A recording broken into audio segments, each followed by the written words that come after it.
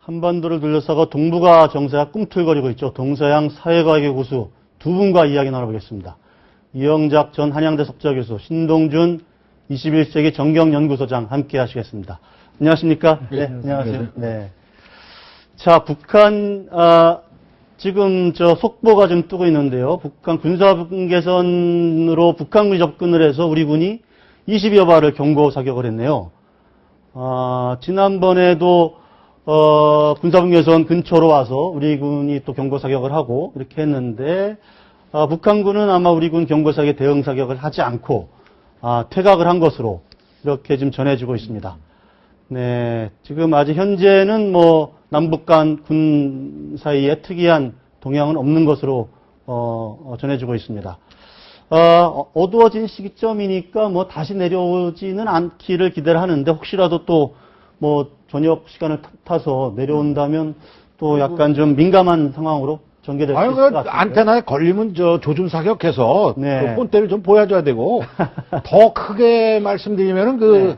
아랍 속담에 아주 나오는 유명한 말이지만 말이죠. 불어로 말씀드리면은 천천히 말씀해 주세요. 르시아나드 라끼아반빠스 개야 지서라 깨라바는 간다.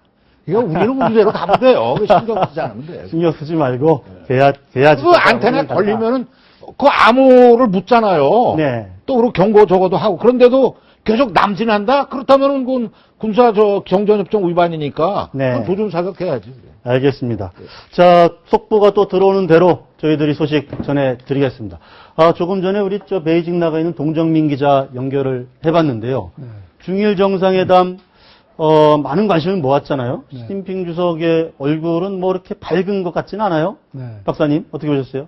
밝은 표정을 지을 이유는 없는 거죠. 네. 이건 반드시 해야 될 회의이기 때문에 한 거지. 네. 즐거운 마음으로 그러니까 적어도 역사적인 배경을 생각한다면 일본이 사과를 먼저 해야 되는데 그런 사과가 전제되지 않고 만난다. 그럼 중국 국민들이 아니 이때까지 그래도 왜 갑자기 만나느냐 이제 이런 네. 것도 있을 수 있을 건데요.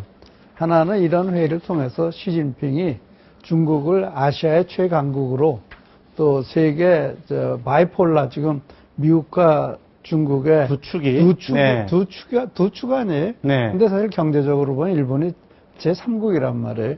그러니까 여기서 이제 미국과 일본을 더 밀착시키는 거는 네. 자기들한테 반드시 좋은 일만은 아니다. 그러니까 네. 자신감을 가지고 일본과도 관계를 맺고 네. 또 과거사는 과거사대로 처리를 하되 중일 관계를 개선해야 되겠다는 그런 의지가 있었겠죠. 네. 네.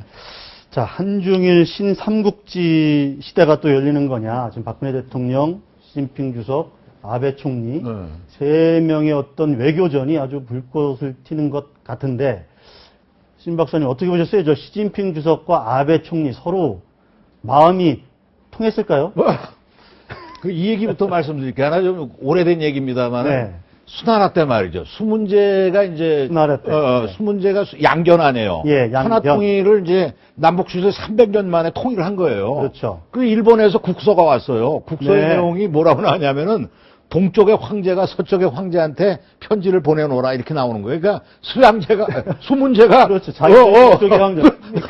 그러니까 일본 애들이라는 게 옛날부터 일본 애들은 좀 그렇고. 그러니까 그때 일본 때 애들은, 네. 그러니까 몽골 기마병단이 가는데도 네. 여기는 바다가 격리돼 있잖아요. 네. 그러니까 우리처럼 만약 이걸 헤딩을 하고 싶어도 그냥 내려오니까 네. 그렇잖아요. 대륙이 붙어 있으니까. 그 일본 경우는 올라면 와라. 그냥 막 까부는 거예요. 그러니까 동쪽의 황제에 떠들고. 네. 천황이라는 표현도 그게 당나라 때 쓰던 용어 아닙니까? 측천무 때 쓰던 네, 용어. 네. 그거를 진에 갖고 가서 황제 위에 있는 게 천황이다. 네. 그러니까 얘네들이, 그러니까 일본이 이게 잘 나가면요, 방자해가지고, 예. 일본의 그 이지메 표현 있잖아요. 네. 자기네만 못하면 발로 진짜 벌레 밟듯이 밟는다니까. 아주 특이한 특성이에요. 그 대신 자기보다 뛰어나다, 배울 게 있다. 그러면 또 쫓아가서 막 무릎 꿇고 또 배워요. 그러니까 특이한 특성인데. 이번 같은 그렇죠. 경우는 어떻게 봐야 될까요? 그러니까 아베 쪽에서 정상회담 성사시키기 위해서 엄청 노력한 거잖아요. 보세요. 그러니까 요 전에 호소아 정권 때 네. 이게 지금 얘네들이 이제 명추 유신 때 네. 내세운 기획이 뭐니까 탈아 입구야. 아시아를 떠나서 입구 구라파로 들어간다. 간다. 그러니까 이 미개한 조선족 중국 쪽하고는 안 논다. 이겁니다. 걔네들 그 당시에 이게 후쿠자와 유기찌게 후쿠자와 유기찌가 그렇게 얘기한 거예요. 네. 근데 지금은 이제 중국이 크면서 탈구 이바 구라파를 떠나서 아시아로 들어오자. 네. 그래가지고 이 친중 쪽으로 이거 갔는데 네. 이제 신냉전을 일본이 자초한 겁니다. 네. 일본의 길은 절대 중국하고 헤딩하면 안 돼요. 네. 천하 대세라는 게 때문에 네. 그 미국이 계속 백업해 줄 거다. 노노노. 그 일본 우파들이 지금 걱정하는 게 아베식으로 나가서 중국하고 정면 헤딩하면은 이게 승산이 없다 이거죠. 생각 그때 막 터졌을 경우 미국이 도와준다. 그 말로 도와주는 거지. 그런 됩니까? 현실적 인식을 하고 그렇죠. 꼬리 내린 거야, 제가 볼 때는. 딱 표정 보라고요. 아베 표정이 약간 비굴해 보이잖아요. 야, 비굴해 보였는지 어쨌든 일본도 뭐 계산하에서 움직였을 것 같은데 그런 아베의 속셈, 시진핑 주석도 그게 속셈이라면 알고 있지 않겠습니까? 네. 지금 전반적으로요. 네. 아시아의 비중이 점점 더 커지고 있는 거죠. 예, 그렇죠. 네, 그러니까 과거에는 일본이 경제 2대국이었지 않습니까? 네. 지금 중국한테 밀렸단 말이에요. 네. 그리고 앞으로 시장은 구라파는 대충 다 세츄레이션, 포화 상태가 돼 가니까, 네. 서양은요. 그러니까 동양을 점거를 해야 되는 그런 절실한 상황이고요. 또 한 네. 가지는 중국이나 한국이 일본을 도전하고 있지 않습니까? 네. 그런 상황에서 일본과 중국을 무시할 수는 없는 거겠죠. 그러니까 이거는 일본 사람으로서는 상당히 현실적인 판단이고요. 네. 그래서 일본이 동양에서 특히 동북아시아에서 자기네들의 포지셔닝을 어떻게 하는 게 굉장히 중요한 거죠, 지금. 네. 자, 어쨌든 일본도 중국과의 그런 어떤 대결 구도에서 방향을 전환해서 중국과 뭔가 얘기를 해보자. 이런 쪽으로 아마 외교 정책 방향을 좀 턴하는 것 같은데 그렇다면 우리 정부, 우리나라는 어느 쪽으로 가야 되겠습니까? 이제 일본하고 우리하고 좀 비교가 되는데 일본은 아까 말씀드렸듯이 탈구 이바 해가지고 아시아로 들어오는 쪽으로 갔거든요. 근데 아베가 나오면서 거꾸로 간 겁니다. 네. 아베가 네. 일본 우파들의 이거를 쫓아가가지고 네. 그러니까 그 시대에 역행하는 거죠. 우리 경우는 사실 친중 쪽으로 훨씬 더 가까이 가야 됐는데 MB 정부 때 이게 거꾸로 간 거예요. 제가 볼 때는. 너무 미국 쪽에 붙은 거야. 그러니까 네. 미국이 너무 기분 나빠가지고 네. MB하고는 안 놀겠다 이렇게 나가지고 선언도 많이 받잖아요. 그러니까 박근혜 정부 딱 들어와가지고는 미국하고의 이건 좀 중요한 저거니까 기본 피봇으로 놔두고 친중 쪽으로 간 겁니다. 그러니까 연미 뭡니까 친중 이런 식으로 미국과의 박근혜 정부가 그렇죠. 네. 그러니까 스탠스를 잘 잡은 거죠. 박근혜 정부가. 어떤 외교적 입장이나 외교적으로. 태도를 잘 그러니까 잡은 건데. 일본은 정상적으로 간 걸 거꾸로 간 거고 우리는 네. 거꾸로 가던 걸 정상화 시킨 거예요.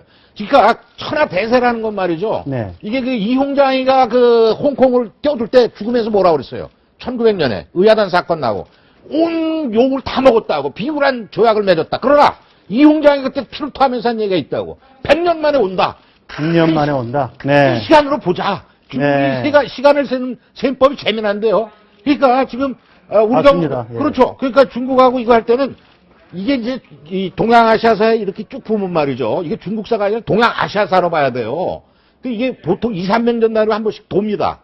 예? 천하의 흥망사가. 그 중국 사람들은 23세기에는 자기들이 세계 1등이 될 거라고 해요. 조만간 22세기도 아니고. 아니 21세기 지금 21세기 초반인데 예. 구매력 단위에서는 이미 미국을 눌렀어요. 네. 그러니까 지금 보면 2, 3년 전에 그 GDP가 5조 달러 일본하고 비슷했는데 일본은 제자리인데 중국은 지금 10조 달러 갔다고요. 그게 빨라지고 있는 거죠. 따따블 가죠. 지금 네. 미국이 17조 달러인데 네. 17조 달러도 2016년이면 똑같아진다는 거니까 18조. 이미 실질적인 구매력에서는 똑같아 넘어버렸고. 네. 그러니까 이 속도가 굉장히 빨라요. 빨라지고 왜냐면 있죠. 예. 두 가지를 말씀드릴게요. 네. 시청자분들을 저거 해서 제가 동양 특히 아시아사 중국사를 깊이 연구한 사람 중에 한 사람인데 두 가지를 하나 말씀드리면 하나는 동아시아 역사라는 거는 중농주의였습니다. 맹자의 이거를 쭉 공자가 상업을 천시했거든요. 사농공상. 네. 예. 그래서 상업이 발달 전룡제 때 됐다 하더라도 국가의 정책만큼은 농업 위주예요. 농민이 90% 되니까. 네. 모택동도 농민혁명으로 정권을 잡았고. 네. 그러나 등소평이가 그 개혁 개방한 이후로 중국의 전 역사를 통틀어서 처음으로 코머셜리즘, 상업주의, 중상주의로 가기 시작한 겁니다. 네. 이게 수천 년 역사 처음 있는 일이에요. 그러니까 13억 인구가 다 돈 벌기 위해서 발뛰고 있는 거야.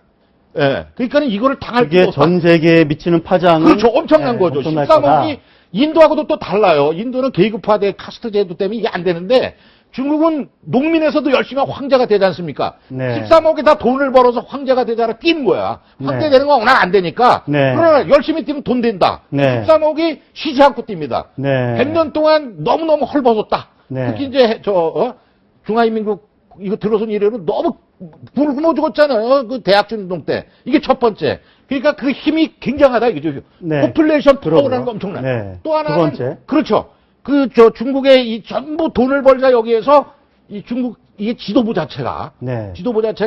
이 미국의 이 일렉션 시스템과 달리 검증된 사람들이 다스리고 있다 이거예요. 그렇죠. 거기는 그렇죠. 이제 등소평, 차근차근 해서. 그렇죠. 거기서 네. 지금 두 명의 위대한 지도자를 만났는데 뭐 해방 이후에 이제 모택동을 빼더라도 뭐 등소평이라는 사람이 나왔죠. 그다음에 시진핑이라는 사람이 또 나온 거예요. 그 이전에 짱점이나 혹은 다 또 달라요. 네. 이 사람은 부정 비리를 완전히 척결해서 호랑이도 다 때려잡겠다 이게 파리부터 해가지고 네. 이걸 딱 잡는 순간은 이게 속도가 더 빨라집니다. 네. 그게 두 가지를 눈여겨보라. 두 가지 중국의 어떤 이미 굴기를 좀 하고 있고 더 크게 좀 발전할 가능성이 있기 때문에 좀 눈여겨봐야 된다. 이제 그런 어떤 중국의 힘 같은 것도 잘 전략적으로 좀 받아들이겠다라는 게 아마 일본 정부의 어떤 전략적 어떤 입장인 것 같은데 그러면서 뭔가 약간 이 한국과 중국을 좀 이렇게 뭐랄까 이간질 시킬 그런 외교 아니냐. 그렇게 예. 보면 안 되고 너무 편협하게 보는 시각이고요. 네. 일본은 기술력은 세계 최고란 말이에요. 네. 일본 사람 자신이 일본에서 노벨상을 탄 사람이 물리학상, 화학상 탄 사람이 몇 명이에요. 네. 중국은 하나도 없어요. 네. 중국 출신의 미국에 있는 학자들이 받은 사람은 있지만 중국은 아직 없었어요. 아. 그러니까 중국은 막대한 생산력을 가지고 있고 네.